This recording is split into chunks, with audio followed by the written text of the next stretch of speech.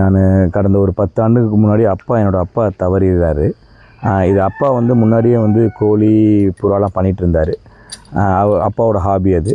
சரி, அப்பா இறந்தோடனே நான் இங்கே ஃபார்முக்கு வந்துட்டேன். அதுக்கு முன்னாடி அப்பா இறக்கிறதுக்கு முன்னாடி இது எனக்கு இந்த ஃபார்மில் என்ன இருக்குது என்ன ஏது எதுவுமே தெரியாது.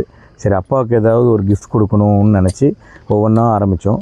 அப்புறம் என்னோடய பாப்பா வந்து என்னோடய மகள் வந்து குதிரை ஒன்று வேணும்னு கேட்டாப்புல. அதனால் குதிரைக்கு ஆர்வம் வந்து குதிரை ஒன்று வாங்கினோம்.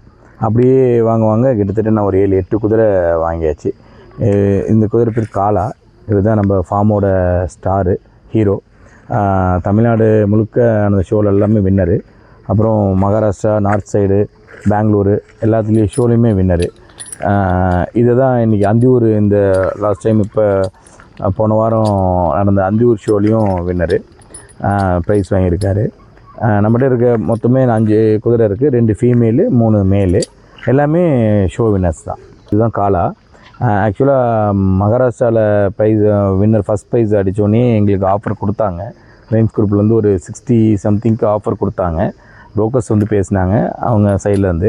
நாங்கள் ஆனால் அப்போ வில்லிங்காக கொடுக்கறதுக்கு வில்லிங் இல்லைன்னு சொல்லிட்டோம். அதுக்கப்புறமும் மறுபடியும் அப்ரோச் பண்ணாங்க. இந்த குதிரை தான் அந்த அந்தியூர் இதில் ட்ரெண்ட் ஆனது, காளா. இது ஒவ்வொரு அனிமலுக்கும் வந்து பேர்லாம் வைக்கிறது எல்லாமே என்னோடய பொண்ணு தான். ஒவ்வொரு அனிமலுக்கும் இருக்கும் ஒவ்வொரு கரெக்டான யூனிக்கான பேர் இருக்கும். அது மாதிரி தான் இதுக்கு காளான்னு பொண்ணு தான் வச்சாப்புல பேர். அப்பாவுக்கு ஒரு சின்ன ஒரு கிஃப்டாக இருக்கட்டும் தான் இதை சூஸ் பண்ணேன் அந்த ஃபீல்டை. அதில் வந்து நாங்கள் உள்ளே வர ஒவ்வொரு இதுலேயும் உள்ளே வர மாடு தனியாக பர்ச்சேஸ் பண்ண ஆரம்பித்தோம், குதிரை தனியாக பர்ச்சேஸ் ஆரம்பித்தோம். அதில் குதிரையில் வந்து எனக்கு பெருசாக குதிரையை பற்றி எதுவுமே தெரியாது. அறந்தாங்கி பாபண்ணான்னு சொல்லி திருச்சி எம்பி எக்ஸ்-எம்பி திருநாவுக்கரசு ஐயாவோட மைத்துனர் அவர் எனக்கு ஒரு மூலியமா சந்தித்து நட்பானார். அதுக்கப்புறம் அவர் எங்கள் வீட்டில் ஒருத்தர், என்னோடய பெரிய அண்ணன் மாதிரி. அவர் என்னென்ன கைட் பண்ணுறாரோ அது மாதிரி தான் நான் இப்போ ட்ராவல் பண்ணிகிட்ருக்கேன். இந்தியா ஃபுல்லாக ட்ராவல் பண்ணி ஹார்ஸஸ் எடுத்துக்கிறோம். அவர் 24/7 எப்போ ஃபோன் பண்ணாலும் சரி, எதுனாலும் சரி, ஹார்ஸை பற்றி மாடு பற்றி எல்லாமே எனக்கு கைட் பண்ணுறது அவர் பாபு நான் தான். அவர் எங்கள் வீட்டில் ஒருத்தர் மாதிரி. அது இல்லாமல் இந்த செட்டிங்ஸ் ஏன் இந்த மாதிரி இருக்குது அப்படின்னா, என்னை சுற்றி எப்பயுமே ஒரு யூனிக்காக இருக்கணும்னு நினைப்பேன். அது நான் சின்ன வயசுலேருந்து என்னை சுற்றி எப்பயுமே ஒரு யூனிக்காக இருக்கணும்னு நினைப்பேன். அது மாதிரி தான் நம்ம எல்லாருமே நம்ம ஒரு இதை தேடி தான் ஓடுறோம், வாழ்க்கை முறையை தேடி தான் ஓடுறோம்.